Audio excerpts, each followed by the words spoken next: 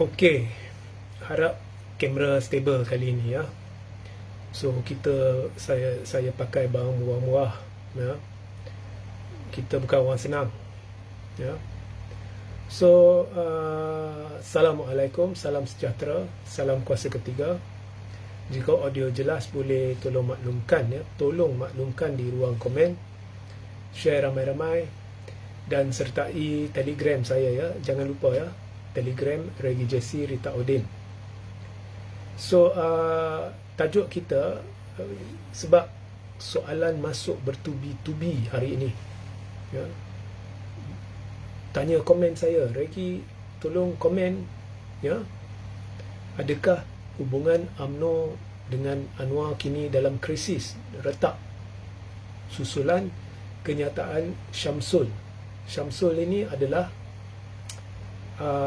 set Paul kepada Anwar. Okey, saya pun dah ulas berkenaan kenyataan Syamsul ni. So orang tanya ya. Okey, so saya akan jawab soalan dan saya buat live khas ini sebab saya rasa ramai ingin tahu. Okey. So jika ada soalan, tolong mula bertanya di ruang komen, nanti di penghujung live saya akan cuba jawab. Untuk memahami perkara ini, saya nak merujuk kepada satu live yang telah saya buat beberapa hari yang lepas.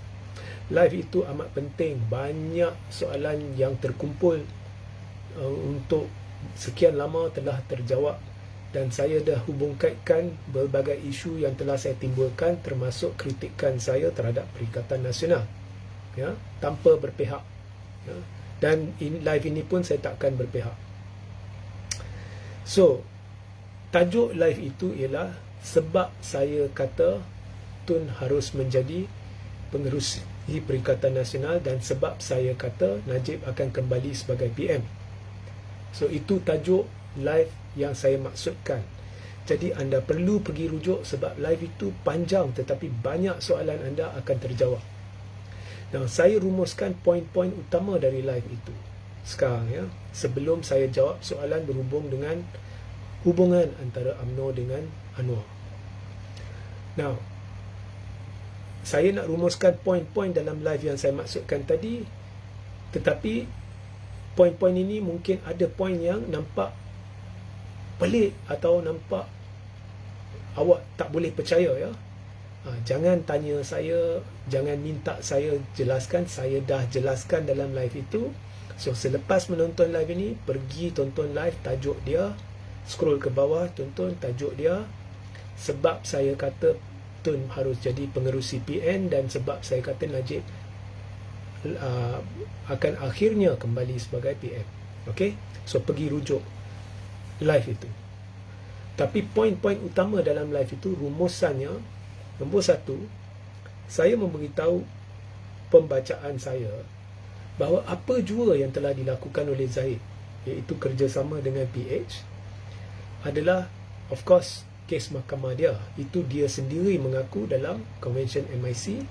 Tetapi juga dua perkara lain, iaitu pertama, nak kembalikan sokongan Cina, sebahagian sokongan Cina kepada MCA, dan yang kedua, nak dapatkan kerusi mudah menang lebih banyak bagi Barisan Nasional menerusi persempadanan semula.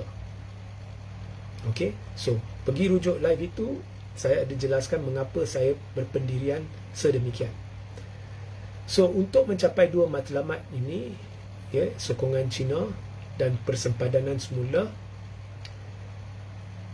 babak sokongan Cina tercapai menerusi PRK Mahkota, menerusi strategi di mana MCA dan DAP berkempen sebagai sebahagian daripada jentera bergabung, jentera perpaduan.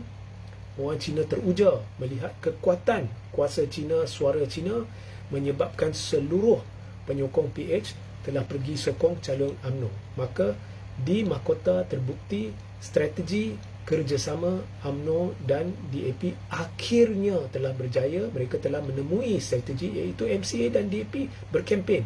Walaupun tak suka satu sama lain, tapi nampak macam kempen sebagai jentera perpaduan, orang Cina teruja.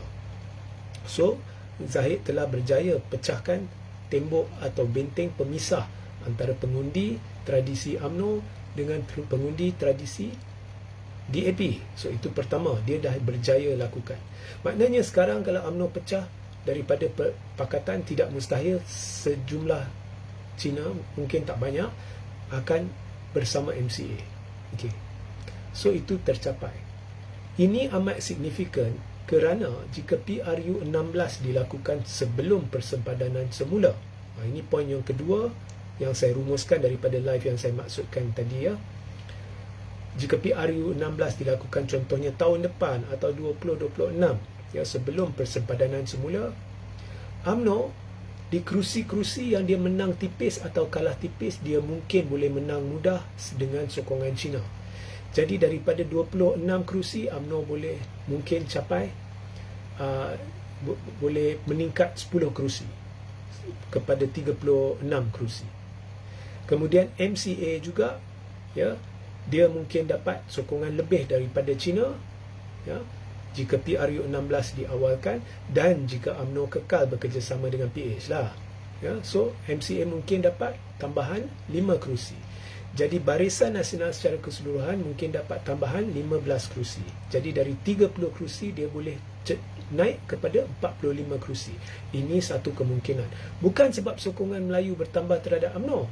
Sokongan Melayu majoritinya dengan perikatan, tetapi disebabkan orang-orang Cina menjadi kingmaker di kerusi-kerusi tertentu. So mungkin Barisan Nasional boleh meningkat kepada 15, tambah 15 kerusi menjadi 40 kerusi sebagai contoh. Jadi Pakatan Harapan akan lebih kuat. Nah, sokongan Melayu terhadap UMNO lemah, jadi Pakatan pun akan dapat manfaat ya, sebab tembok pemisah antara penyokong PH dengan barisan mungkin dapat dipecahkan di kerusi-kerusi tertentu yang ditandingi oleh calon DAP atau PKR, maka mungkin mereka dapat tambahan 4 atau 5 kerusi. Jadi kalau contohnya PH naik kepada 85, UMNO barisan naik kepada 40, 85 campur 40 berapa? 95, 105, 115, 125. Majoriti mudah tanpa perlu Sabah dan Sarawak. Maka Anwar tidak perlu lagi melutut kepada kehendak-kehendak Sabah dan Sarawak. Tetapi Anwar akan terpaksa bergantung kepada UMNO. Okey. So, kemudian selepas persempadanan semula, okey, UMNO dah dapat dah, dia dah PRU16 dah menang dah. Adakah Zahid akan berpaling tadah kepada UMNO? Anwar tidak.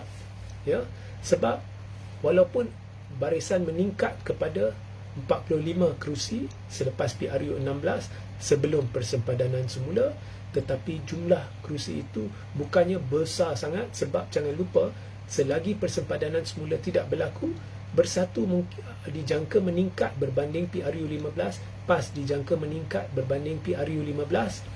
Jadi UMNO masih tidak begitu relevan dalam Perikatan Nasional. Dia tidak ada kuasa untuk berunding dengan Hadi Awang atau Muhyiddin Yassin, saya nak jawatan ini, saya nak jawatan itu. Dan kalau UMNO bersama dengan Perikatan Nasional, esok bila berlaku persempadanan semula, UMNO tidak boleh tuntut saya nak kerusi banyak ini, saya nak banyak itu, kerana semestinya parti-parti yang lebih dominan iaitu PAS dan Bersatu akan menentukan, ya. Dan jangan lupa sebahagian daripada kerusi-kerusi tambahan yang UMNO akan cuba dapatkan menerusi persempadanan semula adalah kerusi-kerusi tempat-tempat Bersatu, kerana Bersatu pesaing utama UMNO.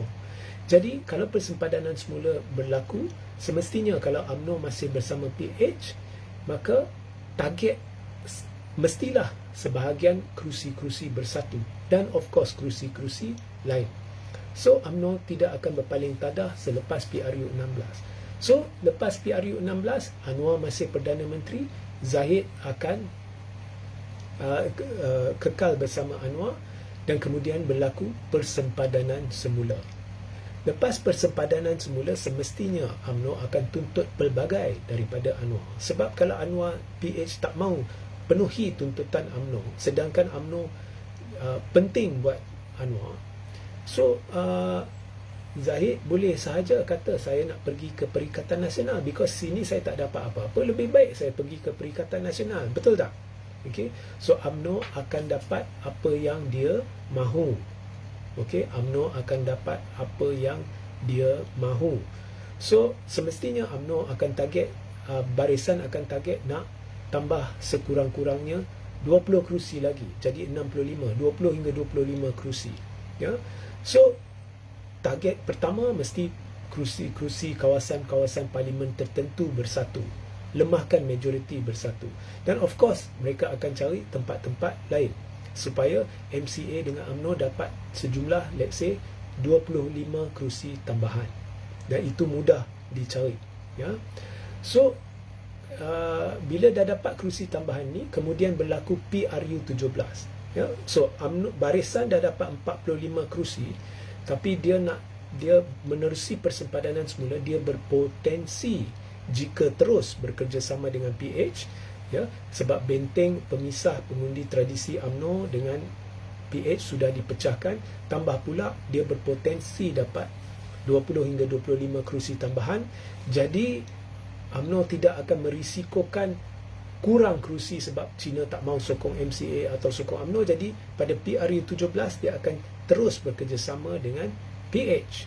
Okay, so UMNO akan dapat 45 campur 20 atau 25, 65 hingga 70 kerusi. Itu jangkaan saya pada PRU 17. Dan selepas persempadanan semula. Dan selepas persempadanan semula, saya jangka seperti mana Ismail Sabri ditekan untuk bubar parlimen awal, saya jangka akan ada tekanan agar parlimen dibubarkan awal atas macam-macam alasan oleh Zahid. Ya. So pada PRU 17, jika contohnya PRU 16 katakan tahun depan, okay, kemudian persempadanan semula 2028 katakan, 2029 atau 2030 mungkin PRU 17, ya, maknanya 5 tahun lagi. Okay, so selepas PRU 17, kalau Barisan Nasional dapat 65 hingga 70 kerusi, dia dah jadi kuat macam zaman dulu. Bukan kuat sekuat yang mungkin, tapi dah jadi kuat. Dia bukan setakat jadi kingmaker, ya, dia adalah kingmaker yang kuat. Dia tak perlu PH. Dia boleh pilih dia nak PH ke, dia nak Sabah dan Sarawak ke, dia nak Perikatan Nasional. Jadi dan tambahan pula, bersatu dan lenyapkan silap-silap bersatu tak wujud lagi. PAS tinggal PAS sahaja. Kalau PAS nak kerjasama, PAS mesti terima Zahid sebagai Perdana Menteri. Dan saya jangka benda tu akan berlaku. Kalau Zahid pergi ke Sabah dan Sarawak, sebab persempadanan semula pasti juga menguntungkan Sabah dan Sarawak. Mungkin UMNO contohnya 70 kerusi. Sabah dan Sarawak mungkin boleh bentuk kerajaan. Ya, jadi Zahid mati-mati nak jadi Perdana Menteri. So, of course, ya, Zahid tak akan tunggu Anwar terus menjadi Perdana Menteri. Lepas tu Zahid dah tua, mereput, baru nak jadi Perdana Menteri. Okay? Dan saya jangka juga pada masa itu Najib sudah selesai semua kes, sudah jalani hukuman penjara beberapa tahun dan sudah diampunkan. Dan Najib juga akan sokong Zahid, sebab kalau baru keluar penjara selepas pengampunan, Najib nak jadi Perdana Menteri pada PRU 17, takut jadi perpecahan. So dengan gelombang bosku silap-silap dapat 75 kerusi, mungkin perikatan turun sikit. Ya, selepas PRU 17 akan berlaku tekanan dari dalam UMNO agar Zahid berundur dan Najib dijadikan Perdana Menteri. So itu jangkaan saya. Lebih detail, lebih terperinci macam mana saya sampai kepada angka-angka itu, scroll ke bawah, rujuk kepada live, tajuk dia sebab saya kata Tun harus jadi pengerusi Perikatan Nasional dan sebab saya kata Najib akan kembali sebagai Perdana Menteri. Now, kita masuk babak Syamsul. Syamsul buat kenyataan itu dalam satu podcast. Podcast itu dia tiba-tiba mendedahkan, ya, dengan cara yang saya kira pelik, dan dalam satu live saya sebenarnya bersimpati terhadap Anwar. Saya ada buat live. Ya, anda scroll dan anda rujuk, ya. Saya berkata apa yang Samsul cakap itu tak patut dikatakan. Ia seolah-olah mengenakan Anwar. Ya, iaitu bila Zahid menang tipis di Bagan Datuk dan kiraan dibuat, pengumuman keputusan dibuat begitu lewat malam pagi, 2:30 pagi, dan undi rosak 800. Jadi Samsul memberi bayangan dia rasakan sesuatu pelik telah berlaku dan dia hendak buat kiraan semula, tetapi Anwar panggil dia dan halang. Okey. So sebenarnya dari satu sudut Samsul tidak mengeluarkan sebarang kata-kata yang incriminating ataupun bersikap satu kesalahan, sebab dia cuma beritahu, Anwar beritahu dia jangan buat kiraan semula. Itu saja, itu bukan satu kesalahan walaupun it's not right. Tetapi dari satu sudut lain Samsul memberi gambaran seolah-olah Zahid menang sebab ada benda yang something not kosher happen. Mungkin ada apa-apa muslihat ke apa, so dia nak buat kiraan semula or something like. Gambarannya begitulah, persepsi itu yang saya dapat lah. Saya tak tahu korang dapat apa. So kenyataan itu pelik dan nampak macam mengenakan Anwar, dan timbul 1001 soalan yang kini saya dah beritahu. Bila benda tu berlaku saya dah beritahu, kini ianya ditimbulkan oleh MP-MP UMNO. Dan soalan-soalan antaranya termasuk soalan yang ditimbulkan oleh Ramasamy. Antaranya, mungkin takkan Samsul nak buat kenyataan itu tanpa restu Anwar. So soalannya, adakah Anwar merestui? Adakah ini sebenarnya Anwar yang suruh pergi Samsul pergi nyatakan? Atau adakah Samsul tersilap cakap? Sebab megah, nak tunjuk kepada orang dia sebenarnya patut menang. Adakah Samsul tak puas hati dengan kemenangan Zahid? Sebab by law dan hakikatnya Zahid menang. Noktah. Dia menang 1 undi ke 2 undi ke, kau tak kira semula. Kenapa kau tak mau kira semula, itu hal kau. Tapi Zahid menang. So dalam hal itu saya berpihak kepada Zahid. Ya, Zahid menang. Fair and square. You didn't count, that's your problem. Tak kira lah apa motif Samsul ke, Samsul nak kenakan Anwar ke, atau Anwar yang minta Samsul ke, itu tak penting. It does not matter. Okay, Zahid menang fair and square. Now, menjawab soalan adakah hubungan UMNO retak dengan Anwar, sebab ada orang berkata Samsul dikerah oleh Anwar untuk berbuat demikian. Ada orang kata kini UMNO tak puas hati dan sebab itu Puan Zarkashi, anak Zahid ramai sedang serang Samsul. Okay. Now, jawapannya mungkin saya pun percaya, terlintas di kepala saya, mungkin dia dapat restu Anwar. Of course kita tak boleh tahu secara for sure, sebab ini peribadi antara Syamsul dengan Anwar. Tetapi kemungkinan itu tetap ada. Now, satu kemungkinan, ada banyak kemungkinan. Satu kemungkinan, live yang saya buat ni terdedah kepada semua. Bila PH dengar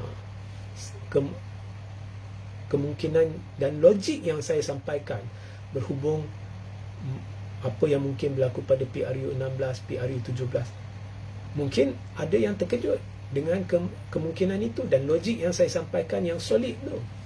Mungkin ada yang terkejut. Baik. Kalau itu hala tujunya, ya, mungkin kita boleh cari jalan untuk tak bergantung kepada UMNO, tetapi bergantung kepada siapa? Sabah dan Sarawak. Okey. So, katakan, okey, so kita nak bincang je. Sebab orang tanya kan. Okey, katakan mereka dengar live saya. Atau ya, apa? UMNO nak tingkatkan sokongan Cina, kemudian persempadanan semula dia dapat banyak kerusi, kemudian kita kena getah. Dan Zahid dah kenakan getah pada ramai orang. That is Zahid. Kalau UMNO menang besar, Zahid takkan bersetuju nak jadikan Anwar Perdana Menteri. Jangan kata dia perkarib ke apa kan. Itu pandangan saya lah. So, itu kemungkinan. Takkan Zahid nak tunggu sampai badan dia dah nak mereput baru nak jadi Perdana Menteri. Dan Anwar tidak akan kata, okeylah Zahid, saya sampai ni je, lepas tu kau ambil alih. No. Kit Siang pun dah hint dah, dia pernah jadikan Anwar Perdana Menteri yang paling lama. Okay. So mungkin mereka dengar, mata mereka terbeliak, mungkin. So mungkin mereka cari alternatif lain. Ada tak alternatif lain? Ada satu alternatif lain. Apa alternatif dia? Okey, ini untuk tujuan perbincangan. Adakah saya yakin? Saya tidak 100% yakin, tapi ini satu kemungkinan. Depa dengar, mata depa terbeliak. Okey, kita nak kurang bergantung kepada Zahid. So, apa depa boleh buat? Okey, tunggu persempadanan semula. Jangan buat PRU 16 belum persempadanan semula. Tunggu persempadanan semula. Dan sebaik selepas persempadanan semula, bubar parlimen, bagi Sabah dan Sarawak apa yang dia minta, iaitu 1/3 kerusi dalam parlimen. Kau dah beri Sabah dan Sarawak 1/3. Beri Sabah dan Sarawak apa yang dia nak, 40% ke apa ke, royalty ke, minyak ke. Kau tengok Anwar, dia very generous with Sabah dan Sarawak. Dan awak kena akur, walaupun pada PRU 15 Sabah dan Sarawak sebenarnya tidak mahu Anwar, mereka mahu Muhyiddin, tapi sekarang makin akrab hubungan dia. Okey, so beri Sabah dan Sarawak apa yang dia nak. Okey, dan kemudian bila Sabah dan Sarawak dah dapat 1/3 dan terhutang budi kepada Anwar, bubar parlimen, buat PRU 16. Buat PRU 16, dan dengan mudah PH, Sabah, Sarawak, tanpa perlu UMNO, tanpa perlu Perikatan Nasional, dapatkan majoriti mudah.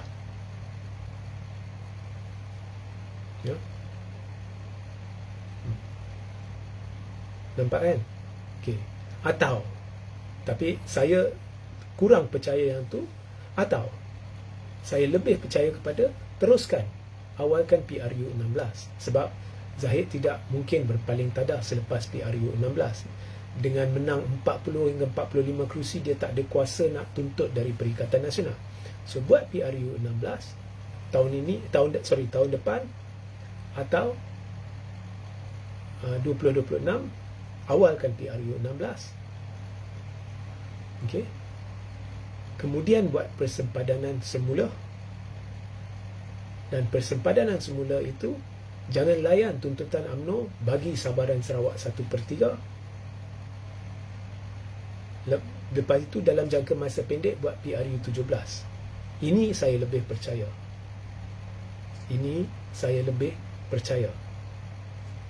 Ya. Buat PRU 16 dulu. Okey. Sebab buat PRU 16 dulu, sebabnya begini. PRN Sabah saya percaya akan diawalkan. Mungkin suku pertama tahun depan ke, suku kedua ke, PRN Sabah akan diawalkan. Mereka hendak lihat keputusan PRN Sabah, kumpulan mana yang dominan. Is it warisan, atau is it GRS, atau apa, bagaimana prestasi PH, perikatan, mereka nak lihat. Supaya PH boleh tentukan bagaimana mereka nak bentuk persefahaman. Kalau warisan menang besar, mungkin Anwar akan cuba berbaik dengan Syafiq Abdal. Ya, mereka nak lihat bagaimana Sabah dan Sarawak keputusannya. Sebaik selepas dah dapat keputusan PRN Sabah yang diawalkan, tahulah PH macam mana nak bentuk persahabatan dengan siapa, nak bentuk gabungan di Sabah dengan siapa, bagaimana. Bila semua tu dah diselesaikan, dia buat PRU 16 untuk test water di Sabah, dan juga sebelum persempadanan semula.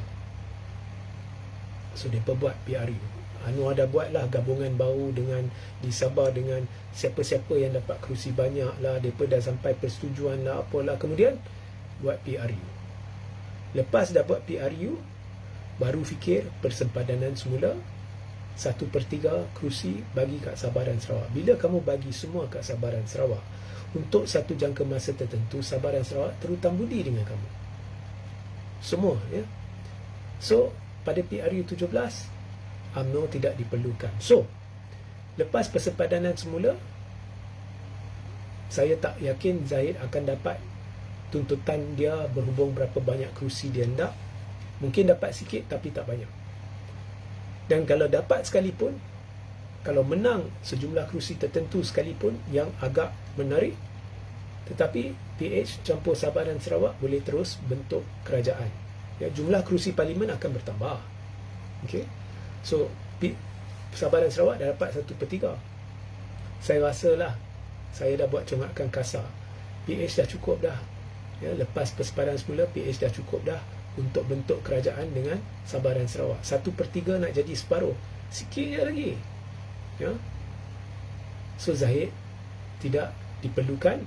Of course, kalau Zahid tidak berlaku jahat, Anwar akan terus kerjasama dengan Zahid. Tapi ini untuk memastikan tidak akan ada paling tadah. Okey? Ini pembacaan saya. Satu kemungkinan yang tidak boleh dinafikan.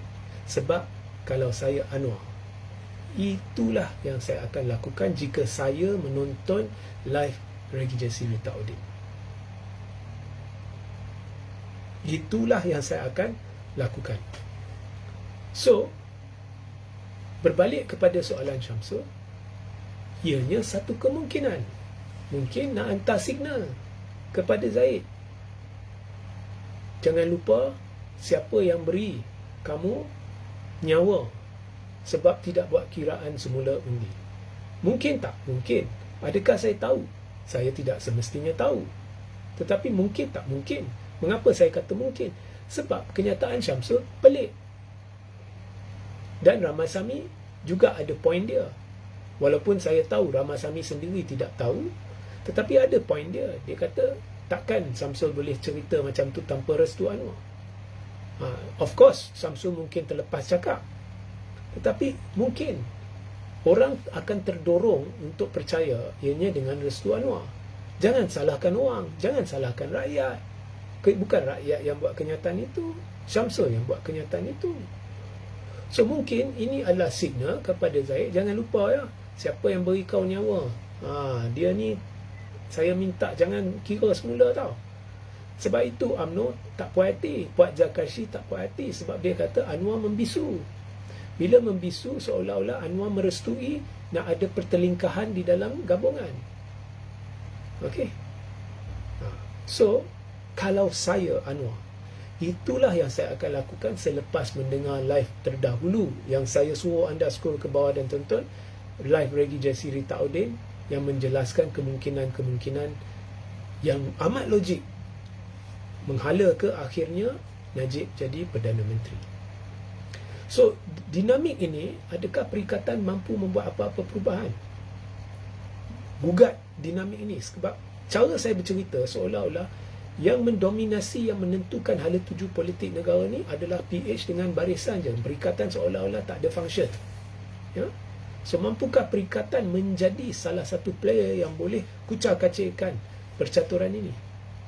Saya tak yakin dia mampu. Sebab saya dah berbuih bercakap Perikatan kena ubah. Saya tak percaya dia mampu berubah. Dia mampu menjenamakan diri dia semula. Dia mampu tukar kepimpinan Bersatu dan PAS. Dia mampu tukar kepimpinan Perikatan Nasional dan mampu menonjolkan diri dia dengan cara strategi yang betul untuk menarik pengundi Cina atas pagar. Saya tak yakin. Selagi Perikatan tidak berubah, mereka tidak akan menentukan hala tuju politik negara. Jika mereka berubah, semua ni mungkin berubah lah. Tapi saya tak nampak mereka terdaya berubah. So, the future akan ditentukan oleh percaturan-percaturan ini antara Barisan Nasional, Pakatan Harapan, Sabah dan Sarawak. Baik, jika ada soalan boleh bertanya ya. Muhammad Zuidi, okey. Kalam Barakah, bagaimana pula jika kepimpinan PN akan berlaku perubahan sebelum PRU. Baru saya cerita. Saya secara peribadi tak yakin. Because Muhyiddin, sorry to say, bagi saya lah, dia kemaruk nak jadi balik PM, itu gambaran yang saya dapat lah. Okay, itu gambaran yang saya dapat. So, nampaknya mereka sanggup kalau walaupun dah tahu benda mereka berada dalam bahaya untuk tidak menang PRU 16, tapi there is no political will to change. So either they are so bad in political strategy dan mereka tidak nampak rasional di sebalik teguran saya, atau mereka tahu tetapi struktur dalam parti mereka terlalu rumit, terlalu banyak puak sehingga sukar nak laksanakan. Dan saya percaya yang kedua adalah realitinya. Terlalu banyak puak dan PAS terlalu berstruktur sehingga sukar nak lakukan apa-apa. Masalah ni pernah ditempuhi oleh gerakan, tapi gerakan lain sikit. Gerakan, kejatuhan dia saya percaya adalah terlalu banyak PhD dalam gerakan. Semuanya kelayakan PhD.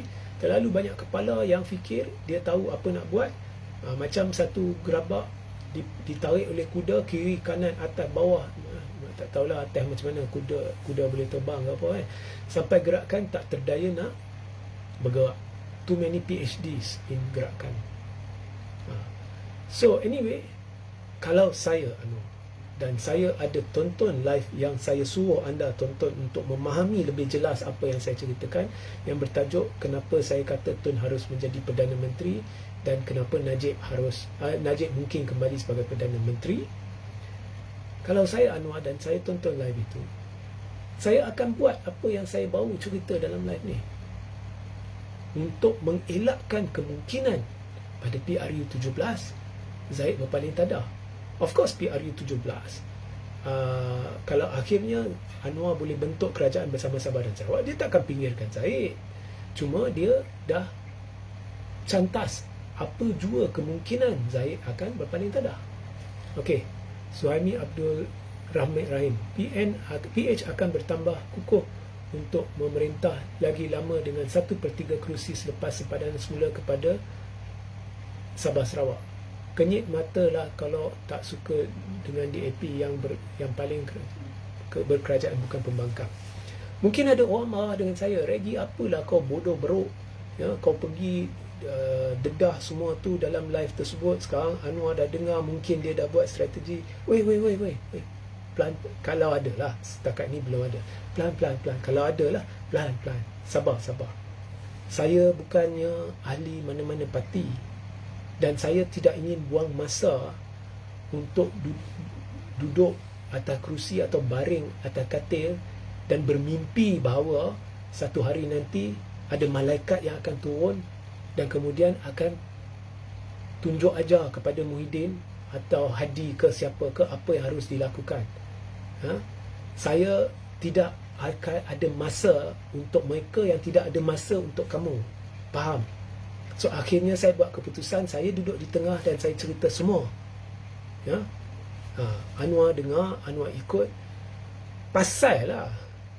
Niat saya baik. Saya masih condong kepada perikatan. Tapi bila saya buat live, saya akan berlaku adil. Ya. Itu sahaja. Because saya terus terang lah, ahli-ahli politik kita di belah pembangkang ni dah besar kepala ramai. They think they are great, but they are not. Mereka dapat sokongan Melayu bukan sebab strategi, sebab kegagalan UMNO. Saya dah berulang kali beritahu, it is organic.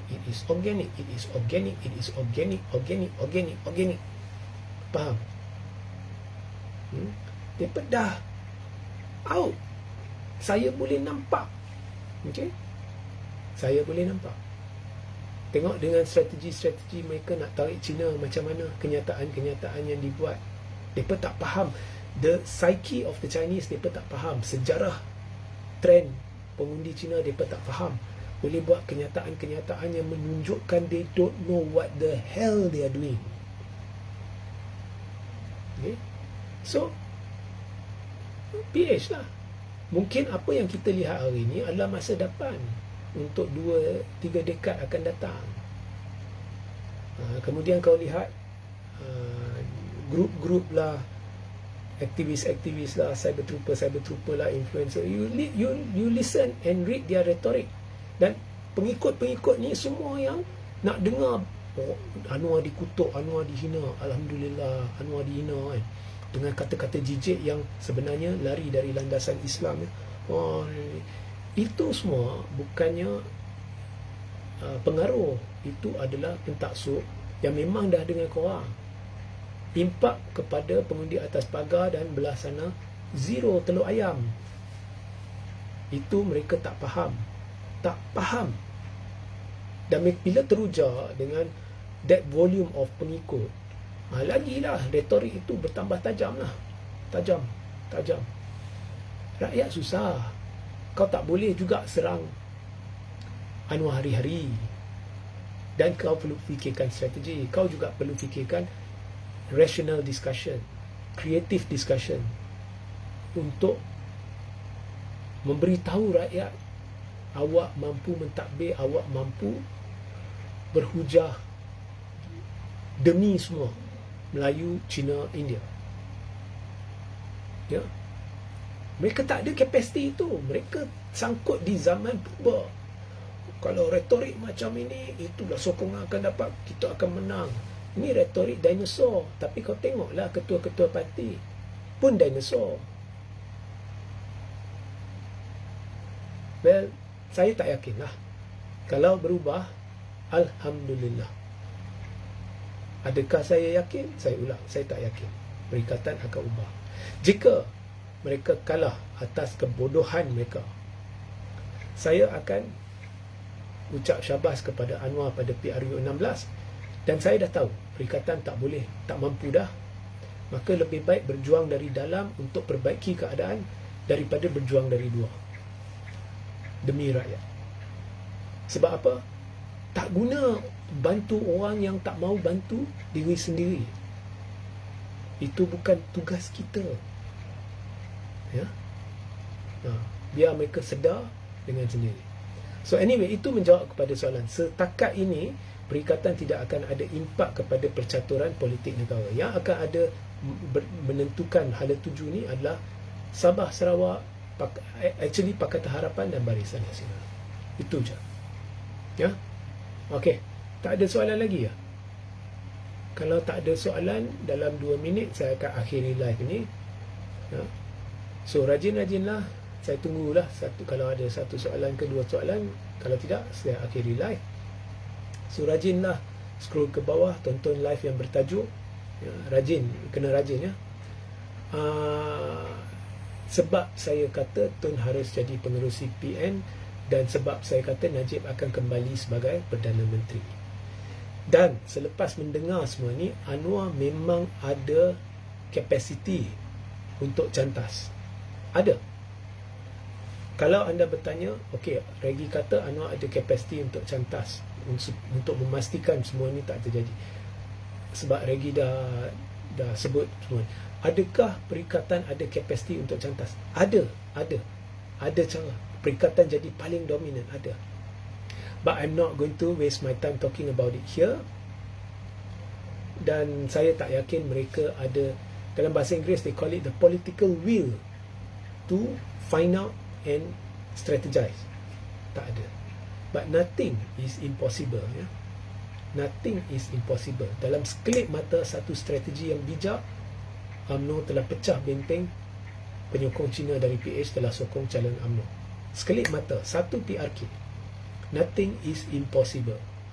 Yang menjadikannya impossible adalah dinosaur-dinosaur yang masih nak pegang kepada parti dan guna cara lama. Saya tak suruh anda pupuskan mereka. Jadi penasihat. Kita pun sayang mereka. Tak jadi penasihat. Ya. Tak apalah. Tengok siapa nak dengar Regi. Ya, nampaknya mungkin saya tak tahulah Anwar restui Syamsul nak bercakap begitu ke, Anwar tak restui ke, itu saya tak tahu. Saya tak mungkin tahu. Saya bukan tukang tilik. Saya bukan ahli nujum. Tapi kemungkinan itu ada. Dan spekulasi sedang bertiup kencang. Okey. So kalau Anwar telah melakukan itu, barangkali Anwar dah dengar Reggie J.C. Ritaudin. Apa saya nak kata?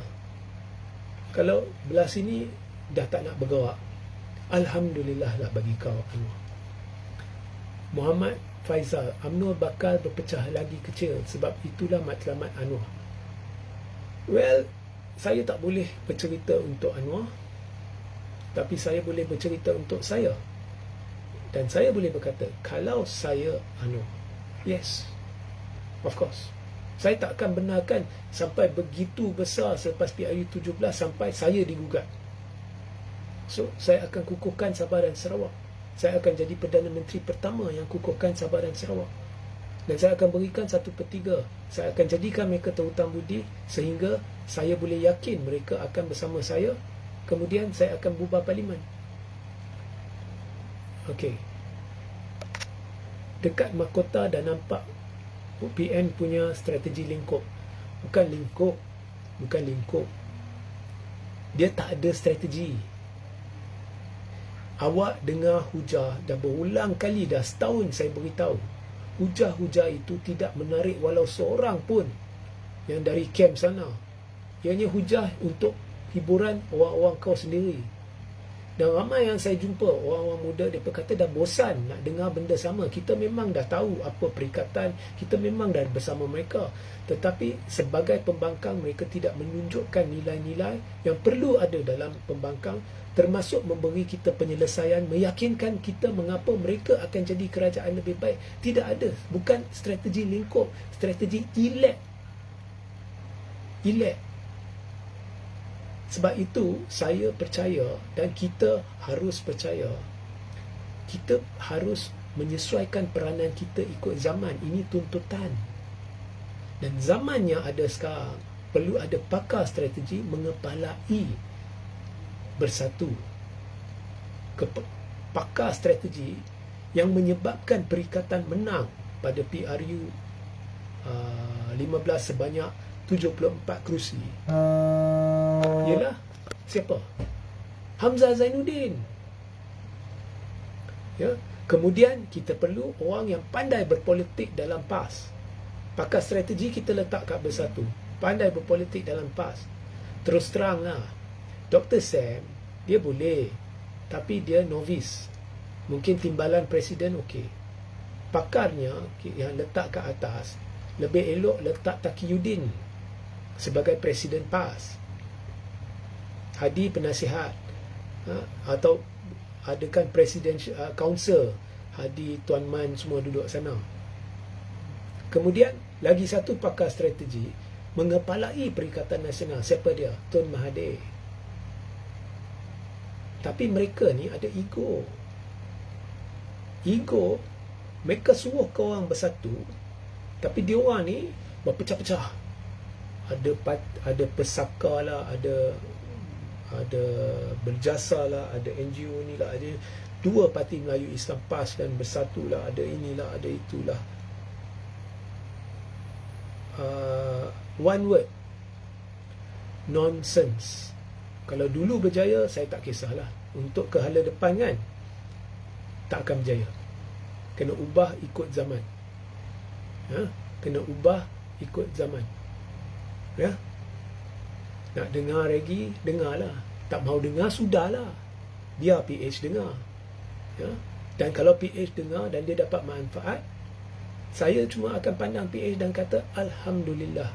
Sekurang-kurangnya korang ni rajin, berstrategi dan berfikir. Right? Korang nak marah saya, marahlah. Ya. Saya rasa ada pemimpin perikatan dah meluat dengan saya. Meluatlah. What the hell I care? Saya ikhlas. Awak tahu saya ikhlas. Awak yang ikut saya lama ni, awak tahu saya ikhlas. Awak ingat saya dapat apa ke dengan ni?